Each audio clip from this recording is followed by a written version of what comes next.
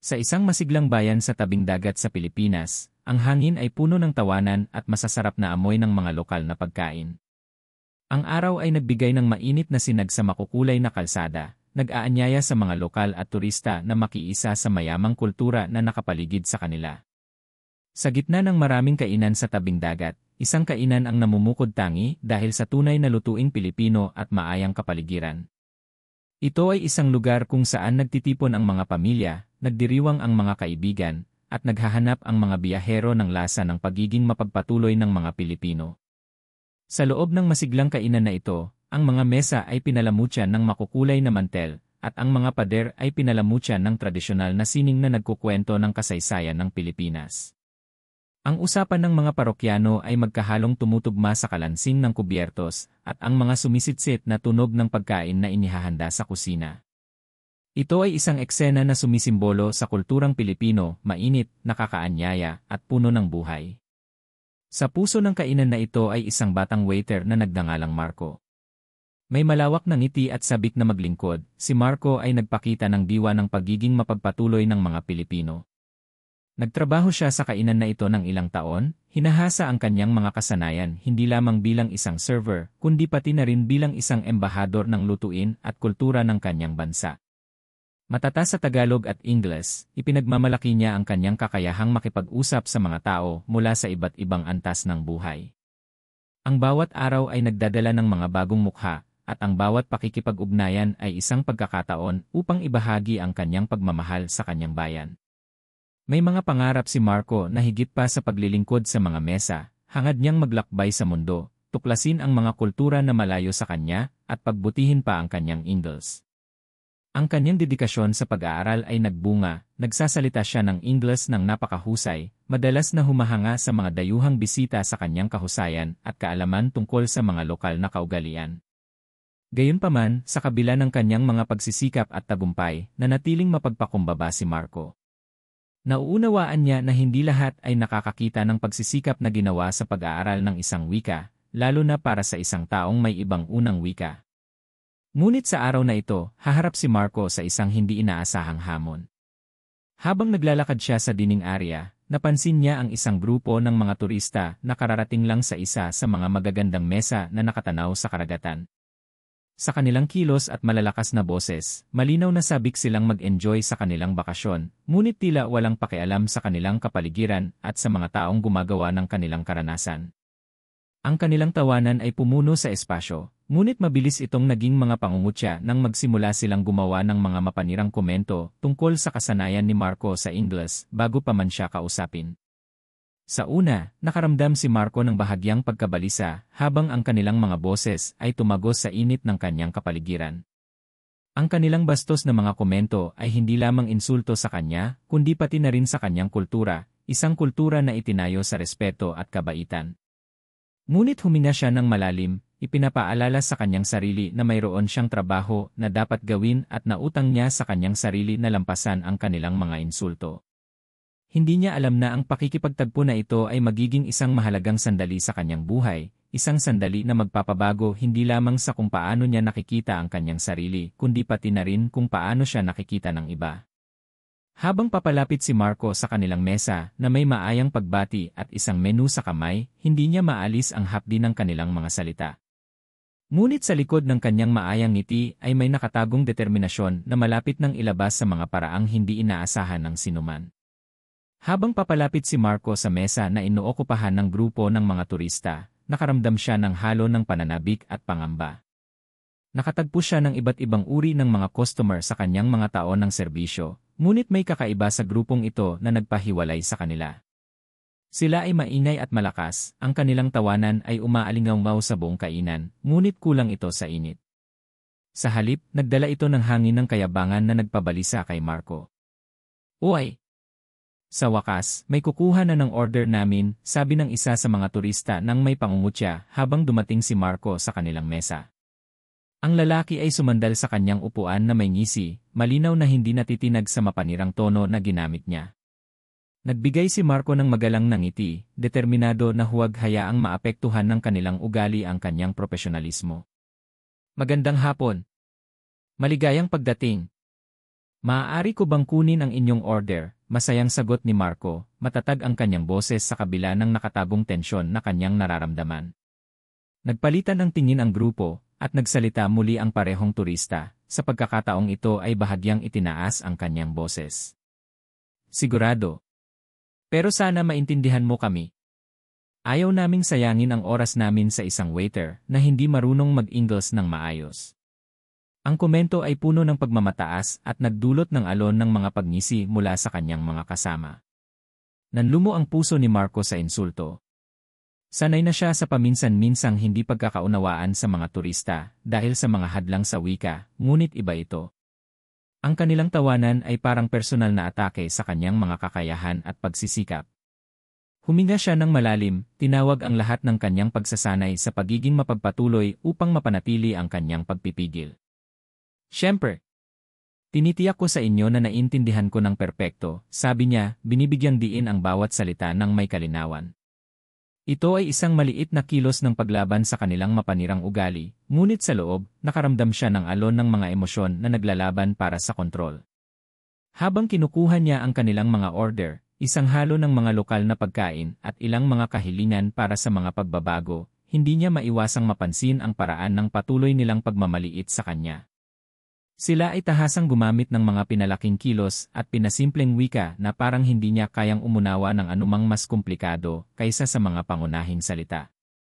Dalhin mo lang sa amin ang pinakamagandang pagkain na mayroon kayo, mapanirang utos ng isang babae.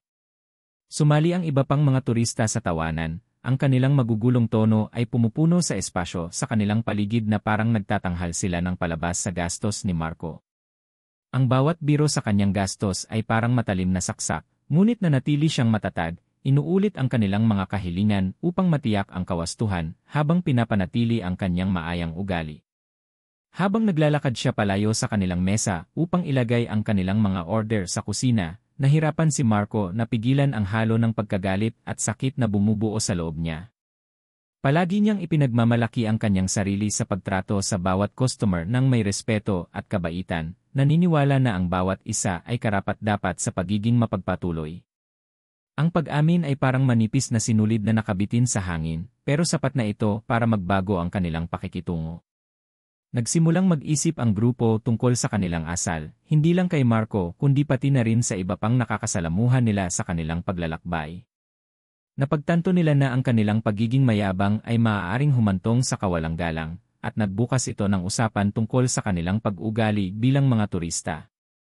Subukan nating itama ito, mungkahi ng isa sa kanila.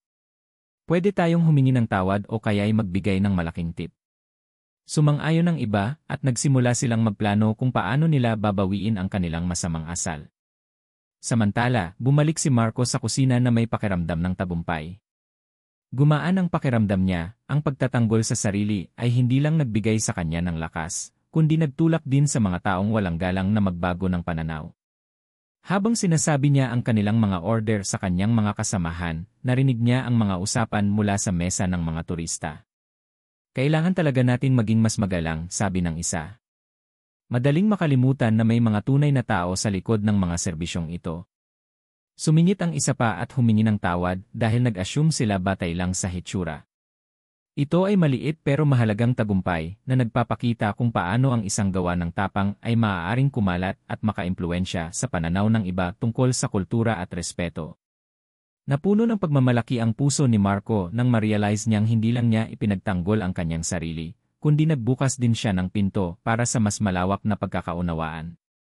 Nang ihatid niya ang dessert, lumapit siya sa mesa na may bukas na isip, handang makisalamuha sa kanila bilang kapwa-tao, hindi bilang mga kaaway. Nang ilapag niya ang kanilang mga pagkain, isang tradisyonal na halo-halo at ilang bagong gawang leche flan, napansin niyang nagbago ang kanilang pakikitungo, binati na nila siya ng may init, hindi na may pagdududa. Salamat sa pasensya kanina, sabi ng isang turista, tumingin kay Marco ng may bagong galang. Sa sandaling iyon, naintindihan ni Marco na ang pagbabago ay madalas na nagsisimula sa isang boses na lumalaban sa kamangmangan, isang aral hindi lang para sa kanila kundi para rin sa kanya.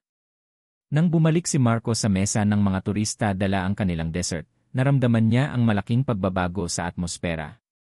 Ang hangin, na dating puno ng tensyon at pagmamataas, ay naging mas magaan, halos puno ng pag-asa. Ang grupo, na ngayon ay mas relaxed, ay bumati sa kanya ng may totoong ngiti, hindi na yung dating mapanghamak na ekspresyon. Ito ay maliit pero mahalagang pagbabago na nagbigay sa kanya ng optimismo. Salamat sa pagdadala nito. Mukhang masarap, sabi ng isang babae, kumikislap ang mga mata habang tinitingnan ang makukulay na layers ng halo-halo. Nakita ni Marco na totoo ang kanyang excitement, at ito ang naging turning point sa kanilang interaction. Hindi lang niya binago ang kanilang pananaw sa kanya, kundi binuksan din niya ang kanilang mga mata sa kagandahan ng kulturang Pilipino. Habang inihahain niya ang kanilang mga dessert, kinuha ni Marco ang pagkakataon para makipag-usap pa. Ang halo-halo ay paboritong pang-summer na pagkain dito sa Pilipinas, paliwanag niya ng may maayang ngiti. Ito ay pinaghalong yelo, matatamis na prutas, at leche flan na may ube sa ibabaw. Bawat layer ay may ibang lasa. Nakita niya silang lumapit, interesado sa kanyang paglalarawan. Wow, hindi ko alam. Mukhang masarap, sabi ng isa pang turista. May bagong eagerness sa kanila na matuto pa tungkol sa mga pagkain kinakain nila at sa kultura sa likod nito. Ang curiosity na ito ay malaking kaibahan sa kanilang dating pagmamaliit. Mas malaya na ang usapan ngayon habang nagbabahagi si Marco ng mga kwento tungkol sa tradisyonal na kaugalian ng mga Pilipino at mga lokal na pista. Nagkwento siya tungkol sa makulay na Sinulog Festival sa Cebu, kung saan sumasayaw ang mga lokal na nakasuot ng makukulay na damit para parangalan ang Santo Niño, at kung paano nito pinagsasama-sama ang mga komunidad sa pagdiriwang. Nakinig ng mabuti ang mga turista, nabighani sa kanyang enthusiasm at pagmamahal sa kanyang kultura. Habang nagtatawanan sila sa kakaibang lasa ng kanilang mga dessert, naramdaman ni Marco na nagsisimula ng mabuo ang pagkakaibigan. Parang ang mga harang na dating naghihiwalay sa kanila, ang mga assumptions na galing sa kamangmangan, ay unti-unting nawawala. Nagsimula nang magbahagi ang grupo ng mga kwento tungkol sa kanilang mga paglalakbay at karanasan, na nagpapatibay ng koneksyon na maaaring hindi nabuo kung wala ang mahalagang sandaling ito. Sa totoo lang, nakapaglakbay na kami sa maraming lugar, pero ito ang isa sa mga paborito naming pagkain, sabi ng isang lalaki. Sana naglaan kami ng oras para matuto pa tungkol sa kultura nyo kanina. Ramdam ni Marco ang kanyang sincerity, at na-appreciate niya ang kanilang willingness na aminin ang kanilang dating asal. Sa bawat minutong lumilipas, nagbago ang dynamics sa mesa mula sa pagiging superior tungo sa mutual respect, isang pagbabago na sumasalamin sa sariling paglalakbay ni Marco sa encounter na ito. Naramdaman niyang malakas siya dahil hindi lang niya ipinagtanggol ang sarili, kundi tinuruan din niya ang iba tungkol sa kanyang kultura at values. Nang malinis na ang mga plato ng dessert, nag-toast ang isang turista para sa mga bagong kaibigan at mas malawak na pagkakaunawaan. Itinaas ng lahat ang kanilang baso na puno ng fresh buko juice, isang simple pero refreshing na pagkilala sa pagiging mapagpatuloy ng mga Pilipino. Sa sandaling iyon, na-realize ni Marco na ang experience na ito ay hindi lang tungkol sa kanya, ito ay pagkakataon para sa paglago ng lahat. Ang mga turistang walang galang ay naging mga curious learners na sabik na tanggapin ang dating hindi nila pinapansin. Hindi na sila mga customer lang, sila ay mga participants na sa cultural exchange na mag-iwan ng pangmatagalang impresyon sa magkabilang panig. Habang patuloy na nakikisalamuha si Marco sa kanila sa buong kainan, naramdaman niyang proud siya sa kung sino siya at kung ano ang kanyang kinakatawan. Ang encounter na ito ay hindi lang nagpatibay sa kanyang self-worth, kundi nagpakita rin ng potential para sa pagkakaunawaan sa iba't ibang kultura kapag ang respeto ay nasa unahan. Ang pagbabago sa dynamics ay patunay kung paano ang open dialogue ay maaaring makasira ng mga harang at makabuo ng mga koneksyon na lumalampas sa wika at nasyonalidad, isang mahalagang aral na natutunan sa magkabilang panig ng mesa. Habang lumalalim ang gabi at nakikisalamuha si Marco sa mga turista, nagsimula siyang mag-isip. Ang dating confrontation ay nagpasiklab ng apoy sa kanya, pero nagbukas din ito ng usapan tungkol sa cultural sensitivity na lumalampas sa isang exchange. Na-realize niya kung gaano kahalaga para sa mga travelers na lumapit sa mga bagong kultura ng may respeto at openness, hindi nang may preconceived notions at entitlement. Ang mga experiences na ibinahagi niya sa grupo ay nagpakita ng yaman ng kulturang Pilipino na nagpapakita ng mga layers na madalas hindi napapansin ng mga outsiders. Sa kanyang isip, nakita niya ang napakaraming turista na dumating at umalis, ang ilan ay nag-iwan ng appreciation para sa mga lokal na kaugalian habang ang iba naman ay nagpatuloy ng mga stereotypes at kamangmangan. Ito ay paalala na bawat interaction ay maaaring magpatibay o humamon sa mga misconceptions tungkol sa isang kultura.